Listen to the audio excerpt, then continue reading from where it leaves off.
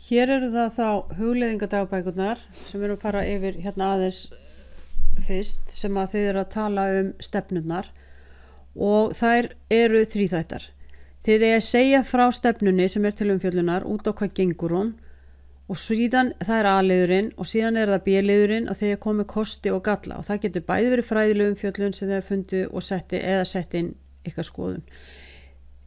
A-liðurinn, að þá væntanlega verðið að setja inn heimildir, vegna þess að þið vitið ekki að þið verðið eitthvað staðar að finna þetta efni, þannig að ég vil fá vita hvaðan þið hafið þessar upplýsingar sem þið eru með, og ég vil að þið setjið inn heimildirna réttar, þannig þið fáið séns í fyrsta verkefni, þá verðið ekkert ströng á heimildadótinu, en ég mun ætlast þess að í verkefnunum eftir það, dagbókunum eftir það, að þið setjið þetta nokkuð rétt upp, og ég seti inn einhverjar upplýsingar hvernig þið að setja inn heimildirnar.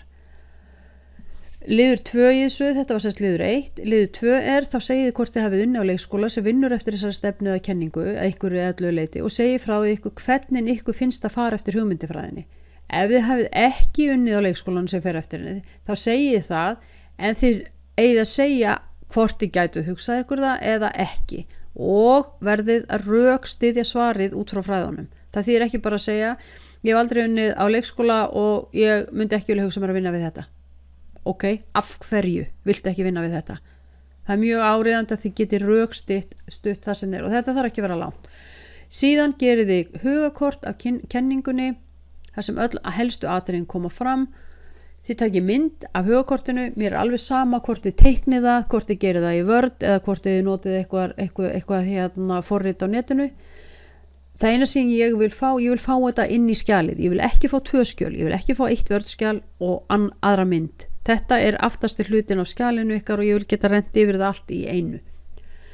Hvert verkefni er cirka 2-3 blaðsíður. Þetta er ekki lengra heldur en 2-3 blaðsíður. Þetta er bara svona smá dagbók. Og síðan hugakortið. Þannig að með hugakortinu er þetta 3-4 blaðsíður. Þau mega gjarna ná yfir heila síðu, þannig ég er auðvelt með að skoða þær. Ég get ekki skoða það sem er bara eitthvað pínulítið þar sem þið hafið tekið mynda með símanum ykkar og sendið kannski bara sem næri yfir hálfa blaðsíðu eitthvað og ekki er hægt að stækka því það fer alveg út úr fókus eða eitthvað. Þannig að reynið að stækka það þannig að það nái yfir blaðsíðu. Mjög gott eða bara nauðsynlegt er að þið setjið alltaf kaflaheitið á þeim lið sem þið eru að svara. Þannig að ef þið eru að tala stefnuna, þá segið þið bara, þá myndi þetta bara vera hausinn, út á hvað gengur stefnan, A-kenning, A-liður og skrifið bla bla bla þar undir. Síðan farið þið í myndið skrifa B, kostir og gallar, og ástæðan fyrir ég vilja þið gera þetta svona til þess að auðvelda þegar ég er að lesa. Þannig að ég hef fengið dagbækur þar sem allt er í belg og byðu og það er bara rosalega erfitt fyrir mig að sjá hvort að þið eruð að fara yfir þá alla liðina.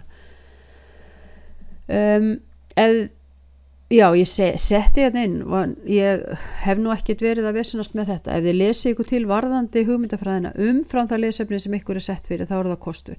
En þið verðið náttúrulega alltaf að geta heimilda og það kemur ykkur bara til góða. Það svo sem hækkar ykkur ekkert nema þá að þið hafi gert þetta alveg ekstra vel og allt það. Heimildirnar verða að vera rétt settar inn. Annarkvæmt slóðin eða þið fundu heimildin á netinu og þá vil ég ekki fá slóðin að bera. Ég vil ekki bara fá að þið kópiri slóðina og setja hann inn. Ég vil fá að vita hvaðan fundu þessa slóð, hver á hana. Var þetta til dæmis var þetta eitthvað leikskóli, þá setið nafni á leikskólanum, hvenar hvaða ár þetta er skrifað. Ef þið vitið það, þá er það kannski 2006 eða þá ekki vitað. Ég seti þetta upp í fyrir yfir heimildirnar. Síðan má slóðin koma og hvenar hún var sótt. Ekki bara bera slóðina, og ef þið eru að vitna í þetta til að taka nokkurn veginn beint upp og setja það inn í dagbókina, þá vil ég ekki fá slóðina, þá vil ég fá nafnið. Þannig að ég fer svo í heimildaskrána og sé að þessi leikskóli er með þessa slóð eða þessi hver svo sem það er sem á þessa heimild. Og muna 2-3 blaðsíður, það er lengdin á þessu, þið þurfið ekki að gera lengra. Við erum ekkert að fara yfir einhverjar 6, 7, 8 blaðsíður, þetta er bara pínulítið, þetta er smá hugleiðingar frá ykkur. Ég fer aftur inn á innu núna og næ í hugakort.